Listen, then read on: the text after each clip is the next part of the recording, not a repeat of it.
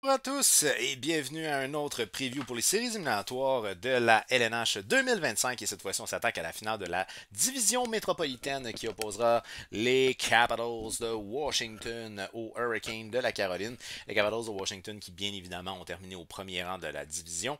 Puis les Hurricanes au deuxième rang, donc les deux meilleures organisations de la division s'affrontent pour la finale de la division métropolitaine. Ce qui amène quand même quelque chose d'intéressant. Les meilleurs qui jouent en deuxième ronde ensemble, ça c'est super intéressant. Et même si on reproche beaucoup de choses à cette structure-là implantée par la LNH, qui mise beaucoup justement sur les rivalités de division, ça permet quand même d'avoir des bons matchs comme ça là, en deuxième, des bons match-ups en deuxième ronde. Fait que c'est intéressant là, de voir les Capitals de Washington qui vont affronter les Hurricanes de la Caroline. Les Capitals évidemment qui en première ronde ont affronté nos chers Canadiens de Montréal. Les Canadiens qui étaient une organisation qui s'est qualifiée tant bien que mal en séries éliminatoires lors du dernier match. C'est une équipe qui était plutôt instable au niveau de ses performances, mais qui a sorti quand même forte contre l'organisation de Washington DC. Elle a donné du fil à retordre qui paraît pas nécessairement dans le résultat final puisque la série s'est terminée 4-1 en faveur des Capitals de Washington. Mais il reste que le Canadien a quand même offert une farouche opposition par moment, dont entre autres le premier match, le troisième match, le premier match à Montréal, que vraiment le Canadien a sorti très très très très fort. Pour ma part, moi du côté des Capitals de Washington, j'avoue avoir été déçu de leur performance. Évidemment, c'est une équipe qui rushait depuis sa qualification. On sait que depuis qu'il s'était qualifié, c'était une des pires équipes de la LNH. Mais ça, on s'entend là, je pense que c'est dans les 2 ou 3 dernières semaines qu'il s'était qualifié, là, fait que ça faisait pas 6 mois là. Mais tu sais, il reste que, ou sinon, il y a beaucoup de monde qui avait identifié depuis le record de Ovechkin que ça allait moins bien du côté de Washington. Puis effectivement, ça allait moins bien du côté de Washington. Sauf que, ben, c'est ça, on a imposé notre style de jeu. Puis surtout, je dirais qu'on n'a pas pris à la légère les Canadiens, ce qui aurait pu être une erreur qui aurait été faite. Et ça, je dois donner vraiment tout le crédit à l'entraîneur-chef Cranberry, quelque chose comme ça. Parce qu'il a bien préparé ses gars à ne pas prendre à la légère. Les Capitals étaient confortables favoris contre le Canadien de Montréal, mais ils ont respecté leur adversaire. Et ça, franchement, c'est la bonne mentalité à avoir quand tu rentres en série. Puis ils ont respecté aussi la présence du fanbase en étant conscient que ça va être une pression de plus sur eux autres et de l'énergie de plus pour l'équipe locale quand ils vont être au Centre Bell. Fait que je trouve que les Capitals étaient une équipe qui a compris c'était quoi, je dirais, les forces que le Canadien pouvait avoir. Puis ils ont réussi à très très bien les maîtriser. Il faut mentionner évidemment la présence physique de cette organisation-là. Dans le cas de Protas qui est revenu vraiment fin de la série contre le Canadien de Montréal, un très gros joueur d'avant qui est pas gêné de jouer physique, mais sinon du côté des Capitals, on a déjà Ovechkin qui est habitué de jouer physique, un gros bonhomme. On a Pierre-Luc Dubois qui est habitué de jouer physique, on a Tom Wilson qui est habitué de jouer physique, Mike Michaels qui a été très dérangeant aussi, j'ai mis un S en Mike Michael et non Mike Michaels, qui a été très dérangeant aussi pour le Canadien de Montréal. On a accusé le Canadien de Montréal évidemment de coups bas du côté des Capitals de Washington, mais il reste qu'on a quand même réussi à remporter cette série-là en 5 matchs. Je tiens aussi à mentionner peut-être une scène qui va devenir iconique de ces séries-là. C'était le combat de Josh Anderson et Tom Wilson sur le banc des Capitals de Washington. C'était du beau vieux hockey, ça là. Ça a donné des images très intéressantes, mais évidemment, les Capitals de Washington ont fait face à une organisation qui est instable, que la première ligne est très réputée, mais que la profondeur laisse à désirer. Et le gardien de but partant qui malheureusement s'est blessé dans le cas de Samuel Montembeault pour ce qui est du Canadien de Montréal, ce qui a peut-être facilité un petit peu la tâche là, aux Capitals de Washington. Du côté des Hurricanes de la Caroline, on faisait face à une organisation que je qualifierais de meurtrier, les Devils de New Jersey. Quelques absents, dont entre autres évidemment Hughes. Dans le cas de Jack Hughes, c'est leur meilleur joueur offensif et ça l'a paru.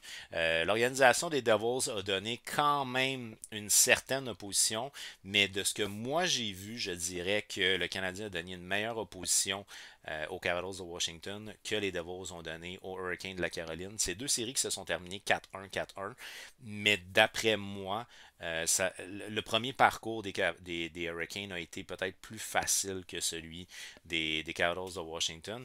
Et ce que j'ai noté, moi, c'est que du côté des Capitals de Washington, on était capable de se faire déstabiliser défensivement, alors que du côté des Hurricanes, on connaît déjà leur système de jeu. C'est une équipe que tout le monde est responsable dans son jeu. Fait que je pense que les Hurricanes ont réussi vraiment à maintenir définir leur style de jeu, puis à passer au travers de la première ronde. Alors que du côté des Capitals de Washington, des fois, on a été un peu ébranlé dans notre style de jeu, je pense. Le Canadien qui a essayé de rivaliser avec les épaules, mais ça a plus ou moins marché. Là. Alors, du côté des Hurricanes de la Caroline, une bonne première ronde, évidemment. On a réussi à passer encore une fois pour la énième fois. Là. Depuis 2002, les Hurricanes ont toujours eu le dessus sur les Devils du New Jersey en séries éliminatoires. Fait qu'encore une fois, ils ont gagné. Et on a eu le dessus sur nos rivaux de la division métropolitaine. Pour passer en deuxième ronde face aux Capitals de Washington. Donc en séries éliminatoires, les Capitals de Washington face aux Canadiens, évidemment. Une moyenne de but marquée de 3,60 par opposition à 3,80. Bon, Markstrom qui revenait d'une blessure, si je ne fais pas erreur, du côté du New Jersey.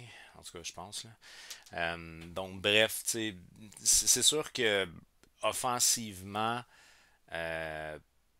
je pense, de mon point de vue, qu'on a plus de potentiel que ça du côté des Capitals de Washington. Alors que du côté des Hurricanes de la Caroline, ça a relativement bien été pour la production offensive.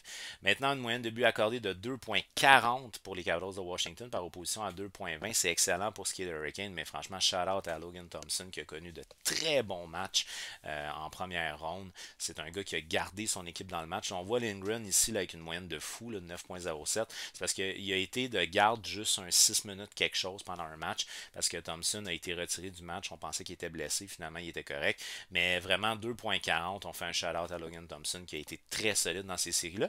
Puis les Capitals qui ont vraiment resserré le bas de l'enclave. Fait que c'est des gros bonhommes qui sont capables de frapper fort. C'était compliqué par moment là, d'aller dans le bas de l'enclave pour le Canadien de Montréal. Du côté des Hurricanes de la Caroline, 2,20. On connaît le style de jeu des Hurricanes. C'est une équipe qui est très, très, très efficace au niveau défensif. Encore une fois, Frédéric Anderson qui a des stats de malade, là, 936. Par contre, il s'est blessé. Là, selon ce que moi j'ai lu, là, il est de retour à l'entraînement, mais je ne sais pas s'il va être là pour le match numéro 1 contre les Capitals de Washington. Mais encore là, c'est ça. Anderson a bien fait, mais l'équipe devant lui a vraiment très, très, très bien fait, ce qui explique une très belle moyenne de 2,20. Un avantage numérique à 23,1% du côté des Capitals de Washington, 31,6% du côté des Hurricanes. Mais encore là, je reviens avec l'idée que les Hurricanes n'ont pas fait face au même adversaire que les Capitals ont fait face. Puis du côté du Canadien de Montréal, on a été très solide là, pour ce qui est des unités spéciales, pratiquement à tous les matchs. Là, je pense qu'on a échappé un. Mais sinon, pratiquement à tous les matchs, le Canadien était vraiment solide au niveau des unités spéciales, ce qui a été moins le cas du côté des Devils du New Jersey. Fait que ça l'aide là, au niveau des statistiques. Un gros avantage au Hurricane, mais ça devrait se stabiliser dans cette série-là. Sinon, il y a des avantages à 66,7% du côté des Capitals de Washington. Je reviens avec l'idée que le Canadien a été solide pour ce qui est des unités spéciales, ce qui n'a pas vraiment été le cas du côté des Devils du New Jersey. 100% d'efficacité en désavantage numérique. Fait que ça, c'est à prendre à la légère parce que je pense que oui, ça donne un avantage au Hurricane, mais dans cette série-là, d'après moi, ça devrait être un peu plus égal. Là. Alors, on va y aller maintenant avec les 5 meilleurs pointeurs du côté des Capitals de Washington. Armstrong qui a connu une très bonne série contre le Canadien en 5 matchs, 2 buts, 7 assists pour un total de 9 points, ce qui est excellent. Ovechkin aussi une bonne série. Dans son cas, il a eu en 5 matchs 4 buts, une passe, 5 points, mais une très grosse présence physique. Une couple de bonnes mises en échec. D'ailleurs, selon Alexandre Carrier, c'est lui qui l'a blessé sur sa mise en échec. Connor McMichael, pour sa part, dérangeant, fatigant. Un joueur qui est capable de jouer dans la tête. En 5 matchs, 3 buts, 2 passes, 5 points. Tom Wilson, qui a joué de façon quand même assez classique. Je sais qu'il y a beaucoup de monde qui ont reproché certaines mises en échec, dont entre autres celle sur Carrier. De ses paroles à lui-même, Carrier, il aurait fait la même chose que Wilson. C'est une mise en échec qui était de face. Un gars qui était en possession de rondelle était vraiment solide. Je pense pas qu'il a voulu viser la tête. En fait, je pense qu'il n'a même pas touché la tête, là, si je me fie à ce que Carrier a dit. Fait que Wilson a joué une très très grosse série puis a été la cible de plusieurs joueurs. Il est resté calme, il est resté bien, à part quand il s'est pogné contre Anderson sur le banc. Sinon, il a été relativement calme tout le long de la série. 5 points en 5 matchs pour ce qui est de Tom Wilson. Anthony Beauvillier, le Québécois, lui en 5 matchs, il a un but, 4 passes pour 5 points. Je fais aussi une mention d'honneur là, à Jacob Chychrun. Dans son cas, à lui, c'est 3 points en 5 matchs, plus 7 pour ce qui est de Jacob Chychrun. Évidemment, Jacob Chychrun, on l'a prolongé à long terme du côté des Capitals de Washington. C'est lui qui théoriquement devrait prendre la relève de John Carlson pour la brigade défensive des Capitals dans les prochaines années. Donc là, c'est le fun de voir qu'est-ce qu'il est capable d'apporter. Jacob Chikrin, c'est pas le gars qui va faire des gros slap shots, mais c'est le gars qui va amener des rondelles au filet avec un tir du poignet, généralement. Des fois, il peut marquer, mais des fois, ça peut juste engendrer un retour qui va faire que. Donc, il a quand même relativement bien paru. On aurait peut-être aimé qu'il paraisse un peu plus qu'il a paru, par contre, mais ça a quand même été pas si mal. Donc, on est en train, là, tranquillement, mais sûrement, là, on l'a signé pour qu'il prenne la relève. Fait qu'on est en train là, de l'implanter tranquillement, mais sûrement.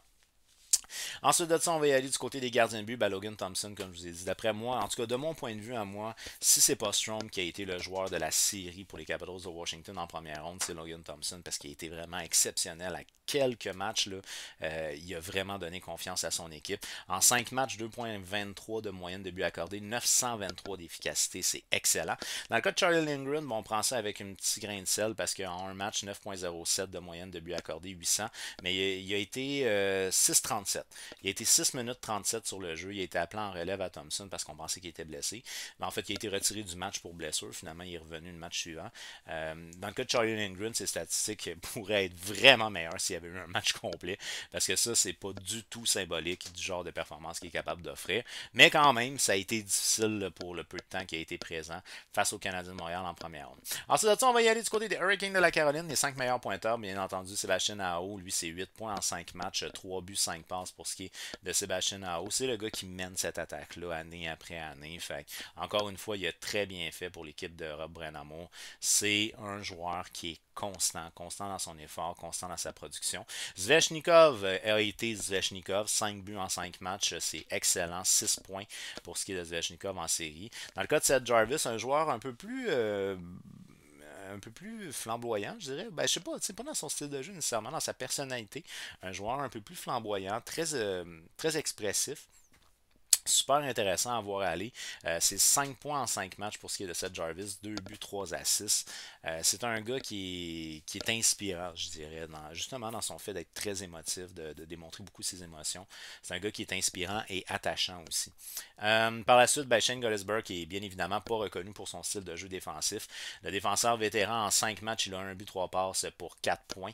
Mais comme toute l'équipe est responsable défensivement, ça va pallier à ses lacunes défensives pour un défenseur pour ce qui est de Shane Gottesberg. Et puis sinon, on va fermer le tout avec la recrue Jackson Blake. Blake qui est utilisé, si je ne sais pas erreur, sur le premier trio. En 5 matchs, il a 1 but, 3 passes, 4 points. Donc ça a très bien été pour ce qui est de Jackson Blake. Une petite mention aussi pour Logan Stankoven, 3 points en 5 matchs. Là, donc pour ce qui est des jeunes du côté des Hurricanes, c'est un beau mélange. C'est un beau mélange de vétérans avec des jeunes là, du côté de la Caroline. C'est intéressant ce qu'on a de ce côté-là. Et puis sinon, au niveau du gardien, évidemment, Frédéric Anderson. Frédéric Anderson, en 4 matchs, une moyenne de 1,59 936. Il a été dominant. D'ailleurs, il a été prolongé là, aujourd'hui, au moment de tourner cette vidéo-là. Il a signé un contrat d'1 an pour les Hurricanes l'année prochaine. Ça, c'est le fun, hein? Ces séries sont même pas finies, puis déjà, il a signé son contrat pour l'année prochaine. Il s'est blessé, par contre, au match numéro 4.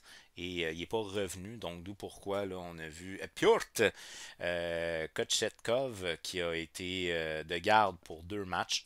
Une moyenne de but accordé de 2,50 900 d'efficacité. Évidemment, idéalement, c'est pas lui qu'on veut comme partant. On veut vraiment Anderson comme partant. Mais c'est ça, Anderson a recommencé à se pratiquer. Fait qu'au moment d'enregistrer, il n'y a rien de confirmé qu'il va être de retour au jeu pour le match numéro 1. Mais il a commencé à se pratiquer avec l'organisation aujourd'hui, en fait. Là. Aujourd'hui, samedi. Donc, c'est ça pour ce qui est du survol des séries éliminatoires. En saison régulière, on fait ça vite parce que plus qu'on avance en série, moins que ça a d'impact. Mais en saison régulière, les Capitals de Washington, c'est une moyenne de but marqué de 3,49 par opposition à... j'ai pas écrit les moyennes, hein? Par opposition à 3,24 pour ce qui est des Hurricanes de la Caroline. Donc, les Hurricanes de la Caroline, c'était la 9e meilleure attaque de la Ligue, alors que les Capitals, c'était la 2e meilleure attaque de la Ligue. Par la suite, les moyennes de but encaissées de 2,79 2,79 par opposition à 2,80, donc sensiblement la même chose. On est 9e et 10e dans la Ligue nationale. Un avantage numérique pour les Capitals à 23,5 pour le 14e rang et à 18,7 pour les Hurricanes pour le 25e rang. Ça fait mal. Et par la suite, un désavantage numérique à 82%, 5e dans la Ligue nationale. On est premier dans la Ligue nationale en désavantage du côté des Hurricanes avec 83,6%. C'est très intéressant de voir comment cette équipe-là, les Capitals de Washington, s'est améliorée au niveau de son style de jeu défensif. C'est une équipe qui, par le passé, avait vraiment de très très grosses lacunes dans son jeu défensif. Puis là, ben, je trouve qu'on a vraiment sécurisé le bas de l'enclave contre le Canadien de Montréal. Puis ça, ben, c'est hyper intéressant. Maintenant, je vous avoue que j'ai de la difficulté. C'est deux styles d'équipe qui sont très différents. Les Capitals, qui est une équipe qui va frapper, qui va foncer, qui est un peu plus abstraite dans son jeu défensif, que le gardien doit faire un peu plus de miracles. Les Hurricanes, c'est une équipe de système, c'est une équipe qui est une équipe très méthodique, où tout le monde a sa responsabilité défensive. C'est deux styles vraiment différents. Puis, est-ce que l'aspect physique des Capitals de Washington va être capable de décontenancer les Hurricanes de la Caroline? On a beaucoup de profondeur aussi du côté des Hurricanes de la Caroline. Puis, tu as des gars que tu sais comme pas tant quoi t'attendre d'eux autres. Parce que tu penses à un gars comme Logan Stankoven, t'as pas nécessairement un gros background historique pour voir quand il va sortir comme étant le super-héros. Sensiblement la même chose pour la recrue là, Jackson Blake, qui a connu une bonne saison cette année. Il peut surprendre lui aussi, puis des gars comme Seth Jarvis, c'est des gars qui sont à haut talent offensif, Svechnikov aussi, Sébastien Aho aussi, Taylor Hall. Tu as beaucoup d'éléments dans cette équipe-là qui peut surprendre. Donc, moi, j'ai moins confiance aux Capitals de Washington parce que c'est une équipe qui, je trouve qu'elle a relâché beaucoup la pédale en fin de saison. Puis, on n'a pas nécessairement dominé le Canadien comme j'aurais aimé qu'on domine le Canadien. Le Canadien, c'est pas la meilleure offensive de la Ligue nationale. Puis pourtant, par bout, on dirait que les Capitals ont été vraiment débordés par l'attaque du Canadien de Montréal. Fait que j'y vais avec les Hurricanes de la Caroline, mais je vais donner quand même le bénéfice du doute aux deux organisations parce que les Hurricanes de la Caroline, c'est une équipe des fois qui peine à marquer des buts. Ça a bien été contre les Devils. Ça sera peut-être pas nécessairement toujours le cas contre les Capitals. Un Logan Thompson qui est en feu en ce moment. Je vais y aller avec une série longue, ou du moins c'est ce que j'espère, et je vais y aller avec les Hurricanes de la Caroline en 7 matchs. Alors d'après toi, qui va remporter cette série-là et en combien de matchs? Fais-le-moi savoir au travers des commentaires. On n'oublie pas, hein, on s'abonne, on active la petite cloche, on partage la vidéo avec d'autres hockey fans pour qu'on jase de hockey. C'est les séries éliminatoires, c'est là le moment le plus trippant de se parler de hockey. Fait que bref, on partage pour que il y a des gens qui viennent jaser de hockey avec nous. Je te dis un gros merci d'avoir regardé ma vidéo, puis on n'oublie pas, active la petite cloche parce qu'il y a d'autres previews qui s'en viennent pour les séries éliminatoires de la LNH 2025. Sur ce, je te souhaite une belle journée. Bye bye.